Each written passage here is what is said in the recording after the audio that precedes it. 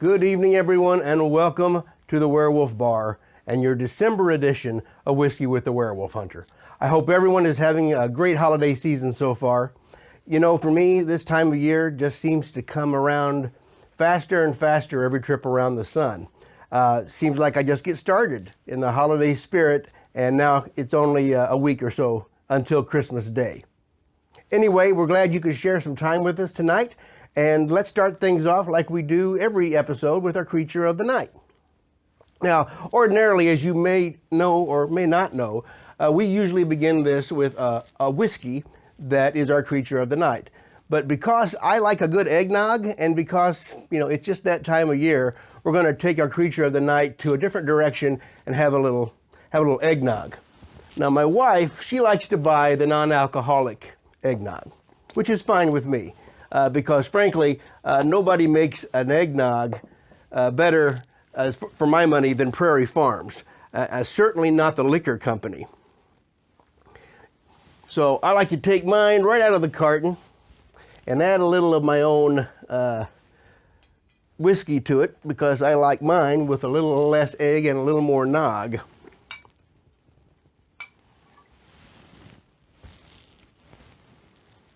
And so, Merry Christmas to you all.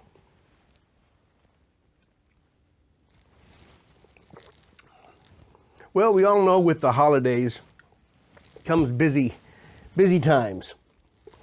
And people have just so much to do, and because of that, Dr. Broussard won't be here with us tonight, and we won't be seeing a new edition of Tools of the Trade until early next year. But that's fine, and I hope Doc and Tex are enjoying this season. But before we get any farther, I wanted to take the opportunity to share something that happened with my personal Facebook account last week. Apparently, a group of individuals hacked into my account and uploaded 20 some odd videos of inappropriate material that violated Facebook's community standards. So my account was disabled, including my author's page and my primary book page. And Facebook will not let me have them back. Apparently no human being actually works at Facebook. It's only run by bots these days. And so I've been able to talk to an actual human being on the phone, via chat or email. The response that I get is that I am ineligible to use Facebook because of my violations to the community standards, even though it was the hacker, not me, who violated those with their videos. So if you're watching or following my old Facebook page, you're never going to see anything new from me on there because I can't access them. You could comment on things that are already been posted and like things that have already been posted, but I can't post any new material on it, and it's basically a zombie page for all intents and purposes. So I'm going to go over with you what is and is not disabled, because I've made a new site on Facebook. I'm going to go over with you really quickly what is and is not disabled on yours truly from the mighty Facebook. So this is my primary book page that has been disabled, and you can distinguish it by the title of the page behind Facebook.com, and it says Autobiography Werewolf Hunter. You notice the of and are missing from this. You can also tell because of the number of likes and followers that it had. This was what I called my author's page, and behind Facebook.com you have my name, Brian P. Easton. This was also disabled, and you can tell by the number of likes and the followers again that it had.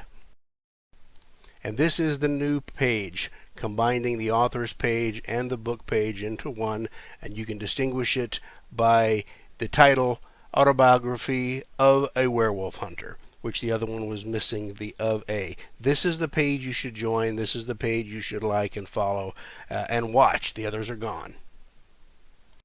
So let that be a warning to you. If it can happen to me, it can happen to anybody. But what you post on Facebook does not belong to you. It belongs to Facebook, and they can take it down whenever they want for whatever reason, and they don't have to explain themselves to you or even acknowledge that you were the victim of hackers. And, and God forbid they should stoop so low as to talk to you in person.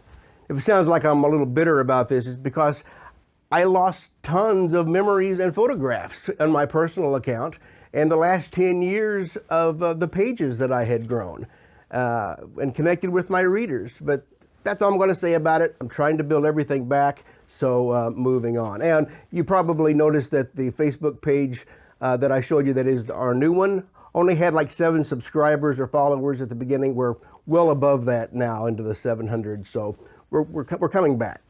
Well, author and musician Thom Brannan has become a familiar face here at the Werewolf Bar.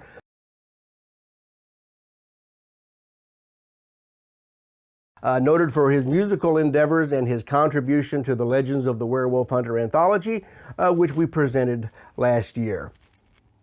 Well, Thom has a new book out just a few weeks ago called World of Trouble, The Tribulation of Dax.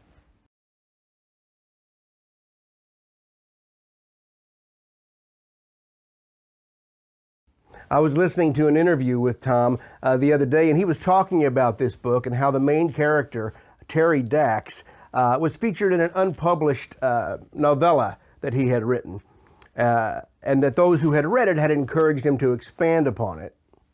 And so he did, creating the novel we're talking about now.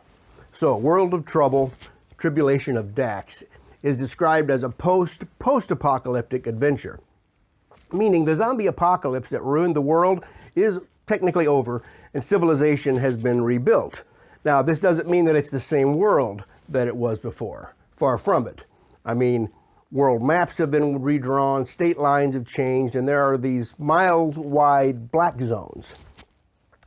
It also doesn't mean that the zombies aren't around anymore, because they certainly are. They're just more or less under control. Well, in the aftermath of this apocalypse, there is a game show that has risen up called Cemetery Gates. And on this game show, contestants test their mettle against the Walking Dead. The winners can go on to fame and fortune and become latter-day rock stars. And as for the losers, well, they kind of get taken care of by the next round of contestants. So, into this scenery enters Terry Dax, our main character. And he uncovers a secret so explosive that the people who are running things have decreed that he has to die, and that he will die on Cemetery Gates. And then according to Thom, things just go downhill from there, with living dead, bounty hunters, pirate-themed gangs, mega corporations, and an entire six-pack of whip-ass. World of Trouble is a zombie corporate espionage adventure story inspired by the Running Man, Richard Stark's Parker novels, and Dawn of the Dead. And to me, that just sounds like a whole lot of fun. And coming from Thom, you know it's going to be cheeky as hell. You can find World of Trouble, Tribulation of Dax on Amazon, of course, where it's available on Kindle, as well as good old-fashioned paper book. I'm looking forward to reading it, and I mean, with a plot like that, how could I not be? So as many of you know from previous episodes, I have a growing collection of commissioned art by various individuals, both through my personal contacts and the good old-fashioned internet. Now, the last one I showed you was a portraiture done by Prince Luke Kane by portrait artist extraordinaire Denver Bababoca from the Philippines. Well, I've had a new piece commissioned from an artist I've used on Fiverr.com, and this one is unlike the others in that it's not based on Sylvester. The artist I used did the Darkest Woven picture from the lineage where Sylvester confronts the giant werewolf in the Himalaya. But this one is a little bit different. Have a look. So this is the latest piece commissioned from Fiverr.com by an artist named Vito. And what I had in mind for this was the moment when Michael Winterfox became aware that something bad was happening with his daughter's birth in Nova Scotia. And this is Ill Omen or Broken Moon is what I have titled this painting. And you can see Michael Winterfox there by the fire with the shape of the beast forming from the smoke, giving him this kind of larger than life omen that the beast and his war with the beast is being now handed down to another generation. And I think the artist captivated that or captured that just as well as I wanted him to, and this will find a place of honor in my gallery for the book series. So I was happy with how that turned out, and I will definitely be using Vito again for future projects. You know, I found out not long ago, and I suppose it's true, I haven't really looked into it for myself, that the only reindeer who have antlers this time of year are the females, which means that Dasher, Dancer, and the rest of Santa's gang are all girls, and they're the ones that Santa relies on to pull his sleigh. I only mention this because with Tex and Doc out of pocket tonight, we look to Amanda and her Christmas presentation of Amanda Asks.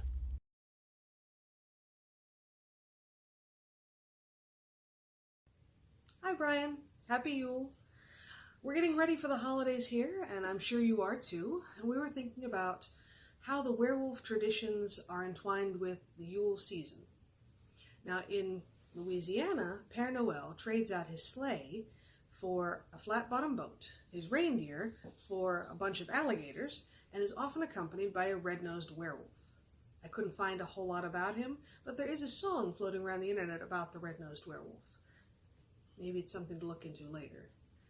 Also, there was an old story that if anybody was born on Christmas Day, that they were destined to become a werewolf, for taking away from the concept of the Christ child. And there was also another one that during the season of Yule, werewolves would get together and party and rage. I think that sounds interesting. But my question today is, if Diego had saved his attack for a time when it wasn't Christmas, would Sylvester have been more on his guard? I think that being in a Christmas kind of season with his wife and his newborn son, maybe he had let his guard down a little. Another time, he might not have crashed his car and lost everything. I think it was the Christmas season that put him off his guard. Do you wonder about that?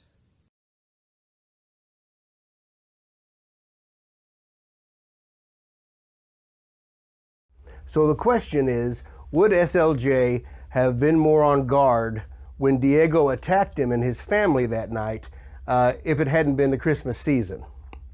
More to the point, his first Christmas with his newborn son and family.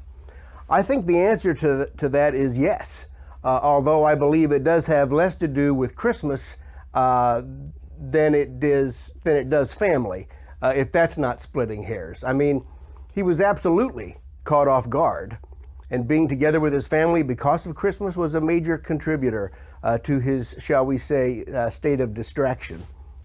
And here we have a man who has already lived and fought through more than most men do their entire lives by the time he's 21. He understands the feud, but only as he did when he was a youth, when his father died. From that time to this, he has lived on a steady diet of hatred, and now not only does he have a new life set out before him to build, but he has new loves in his wife and his baby boy.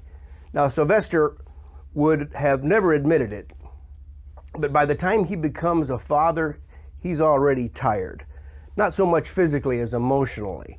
And his new family is exactly what he needs at that point. He needs it so much, in fact, that he sort of turns a blind eye to the feud. Again, because he really doesn't understand it yet. He succumbs to the same temptation that lots of people do who have lived a hard life. And the chance comes along to settle in and enjoy some comfort that comes from loving someone else and trusting other people, especially a wife and a child. And he naively chooses to believe that his vendetta with the beast is over just because he's happy now and is willing to lay down the feud. Of course, as he finds out, the beast is not willing to bury the hatchet by any stretch of the imagination, and ultimately, because of his lack of preparedness, he makes some decisions that will haunt him for the rest of his life. And now we know from the narrative that Sylvester and his father, Foster, and Michael used to spend Christmas together in the Canadian Rockies at the Hermitage. It is, in fact, the very season when Foster is killed, when he and Sylvester are returning late from running Michael's traps for him. So Sylvester not only loses his father to the beast around Christmas, but years later also his wife and child. But regardless, in Christmases before, we're told, young Sylvester enjoyed spending them with Father, Foster, and Michael, with presents wrapped in plain brown wrappers, roasted apples, homemade wassail, and a bonfire to signal St. Nicholas so he could find Michael's cabin. And all this gave Sylvester something that helped him survive the darkest days that would still lie ahead of him. And it was part of that little flame that kept his soul from going completely to darkness. So perhaps I've expounded upon this more than was necessary, but in a nutshell, Sylvester had found peace among his family, which, coupled with his feelings for and memories of Christmas, helped to lull him into a complacent state just before the wolf came calling again. It's a wonder Sly didn't come to hate Christmas itself, or at least become one of the seasonally depressed, which at one point in the books he specifically says he is not. So thanks for the question, Amanda. And if you have a question you'd like answered on the show, be sure to send it to her at the email address shown at the end of her segment. So I like weaponry, and I always have. I like short-barreled shotguns and bowie knives and axes and hatchets and tomahawks, pistols, rifles, spears and lances and war clubs. And I thought, since we were not going to be having a Tools of the Trade for a few months, that I'd take some time to share with you some of my pieces that I picked up in my world travels. So one of my favorite melee weapons to collect are war clubs. They're usually pretty inexpensive, and I dare say every culture in the world has their own variety of them, their own interpretation and design of this weapon, which is one of the most basic weapons mankind ever invented. It might even be the first weapon mankind ever invented. So there's all kinds of varieties to be had when it comes to war clubs, and I've made a few of them myself. So let me show you now a few of the shillelaghs, alpines, truncheons, billy clubs, and cudgels in my collection. So here are a few walking sticks, cudgels, war clubs, shillelaghs, etc., that I have in my collection. Starting off with this one here. Now this one is a genuine Irish blackthorn shillelagh, made as a walking stick from the blackthorn wood. It's got a little knob on the end of it, which is so if worse came to worse, you could maybe ward off a dog or something with this. But as you can see, it's mostly made for just a walking stick, as a lot of shillelaghs were. They were also, of course, used for fighting, and that's where their kind of mystique comes from. This one here is another one. This one is not blackthorn. I'm not sure what the wood is there, but it's the guy put his initials in it. I don't know if you can see that, but it's a little bit more of a stouter piece of wood with a heavier knob on it. Again, a walking stick, but could definitely be used for self-defense if necessary. Now we get into the more of the fighting style ones. This one here is definitely modeled after a fighting shillelagh. It is also long enough to use as a walking stick, but you're not fooling anybody if you're walking down the street with this bad boy. Now this is not blackthorn. This is actually from cold steel, and it is one of the hard plastic that they use. I can't think of a polyurethane, maybe. No, I'm not sure. Anyway, it is a heavy-duty weapon, and that's what it's made for. It's got the little places where it looks like they were branches, so it replicates kind of the look of a blackthorn stick.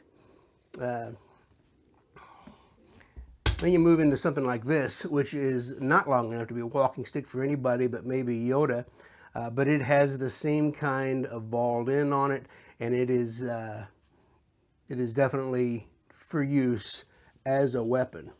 And you can see I put a little lanyard around the base here. You put your hand in it and kind of give it a twist. Get your fingers between some of the burrs, and you've got yourself a formidable weapon. And there's a couple here that I've made myself. These are more like caveman clubs. This one was made from a root knot that came out of the ground, and I stripped it down and kind of gave it a once over, and then put some hardware on it with a leather collar with some brass tacks, wrap the handle with leather, and again put a wrist strap on it. This one goes all the way through to the other side on this one. But yeah, definitely a thumper of a caveman club. And if that wasn't large enough, and I didn't think it was, I also found one this size for a larger person. This is about the size of a small baseball bat. Not a root knot on this, but a place where several limbs came together and shaped it out to form the ball on it. Again, put a leather cuff around it with some brads, leather strap, handle, fancy nails, and even got a little piece of an elk horn antler here decorating the end. But for the bigger guy. Still kind of moving on in the shillelagh territory. This is one that I made and modeled after the club from Gangs of New York, wielded by Monk McGuinn. And it took me a long time to find a stick that was straight enough, first of all, and then knobby enough, second of all, to kind of pull off Monk's club. But as you can see, I've got it stained from about midway up to the thumper, and I even have some hash marks on it, like Monk did, and I think they're screen accurate as far as how many there are. And then I don't think he actually had the leather grip on his, but I decided to add it anyway. I got the wrist strap about a quarter of the way up on this one, just so you can kind of bring it down and kind of give it a twist. And again, for somebody with a long reach and maybe a bigger guy than I am. But that's Monk's club. So that's been mostly walking sticks, shillelaghs, and stuff of the like, caveman clubs. We're going to switch gears now into a different type of club. This is a rungu from the Maasai in Africa, and it's actually used as a throwing club primarily. Now you can see it has its balled end on it with a little protrusion there at the top. That's so when you swing this thing, if you swing it, all the energy goes into that little point and can crack a skull or worse. Now this is made from African hardwood. I'm not sure the exact variety. I believe it's ebony. It is hard as a rock. I mean, when I first got this thing, I tested it a little bit just to make sure it wasn't some kind of a man-made material, but it's wood. And again, a rungu from the Maasai in Africa, primarily used as a throwing weapon, although it can be used as a melee war club as well. So that brings us into what we're really here to talk about as far as Sylvester and Native Americans go. We bring in the Native American war clubs. Now, these next two I'm going to show you are not original, nor are they authentic. They are replicas by cold steel, again, made through the same process that their shillelagh and alpine are. An alpine is mostly like a shillelagh, but primarily used for fighting, not just for, or not typically used as a walking stick. This is a ball, what they call a ball war club, and originally this would be made out of wood, and it would have a ball carved into this kind of a socket here, and it would have a spike coming out of the end of it. Sometimes it would be decorated with feathers and braids and things like that. As you can see, this one also has a protrusion. It's a metal cap that comes out, and you can unscrew this on this one.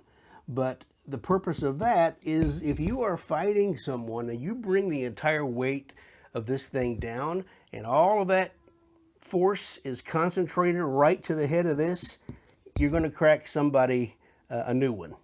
And there's no ifs, ands, or buts about that. So a ball war club used by several different Native American tribes from in the east and then moving out west. Now that brings us to what we call our gun stock war club. Now, as you can see, this is made in the shape of an old flintlock rifle type of gun. And that's on purpose because that's what the Native American gun stock war club is modeled after.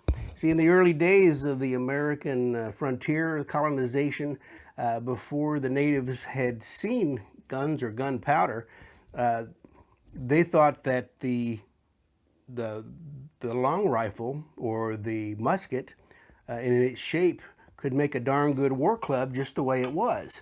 So regardless of what kind of business came out of the barrel, once you were empty, and it was a one-shot deal, of course, back then, you could take that and turn it into a pretty nasty weapon. And they did, and they modeled them after, made their war clubs modeled after that. Sometimes they'll have or a lot of times they'll have a blade protruding from here as an extra. And you think you've seen this one before. Well, if you've ever seen The Last of the Mohicans, you have. This was a war club that Chingachgook used, the type he used, but it had the blade. And of course, that famous scene at the end where he breaks Magua's collarbone and then sends him onto the happy hunting grounds with another swipe. Anyway, gunstock war club, pretty cool weapon. Again, this one's not made by Cold Steel. I got this from a manufacturer on Etsy who just makes like every war club the world over out of this unbreakable plastic. Now, last but not least that I want to show you, it's kind of a departure. So when we're talking about war clubs, we're not talking about anything short of a mace. Maces, morning stars, medieval weapons of war, basically the same thing as a war club, but with a lot of metal involved. Now this mace here is called a bar mace, and it is welded together from two different beams, making this kind of a cross-shaped or X-shaped design. I got this from Museum Replicas, and it was modeled after something that was found in the Thames and dated back to, I believe they said the 1500s. But this thing is heavy as it can be. It's very difficult to hold it with just one hand for any length of time, and wielding it in battle would just be, it would be a bear. It's a strong man's weapon for sure, because you'd get tired. A normal guy would get tired after about 10 minutes of swinging this thing, I would think. But the bar mace, and that is where my collection ends off for tonight. And I do apologize for the poor lighting in that segment. I'm afraid I'm not gifted when it comes to photography, camera work, or lighting, as was painfully evident in that last bit, I'm afraid. I'm also notoriously lazy when it comes to reshooting something, especially after I've put all the equipment away. Only then find out that the pictures are too dark. So do forgive me for that. On a more positive note, if you're following my new Facebook page, which I showed you before, you know I'm already about 50 pages away from completing Winter Fox Journal's Book 2, or Volume 2, which follows Michael in the trenches of World War I, where he's not only fighting the Germans, but the Beast as well. My best guess for a release date on that is sometime in the first quarter next year, 2023. So sometime in the next 4.5 to 5 months, we should have that available for public consumption. And be sure to subscribe to the channel to be kept apprised of updates, and so you never miss an episode of Whiskey with the Werewolf Hunter. Hey, I appreciate you coming by this evening and for a while. You can find me on the web at werewolfhunter.com. You can send me an email at brian@werewolfhunter.com. And you can find me on my new Facebook page, Autobiography of a Werewolf Hunter. I hope wherever you are this season and however you celebrate it, it finds you well, and I wish you a Merry Christmas and Happy Holidays. I'll see you all in 2023. We'll kick it off with our 5th season of the show. But until then, happy hunting and mind the moon.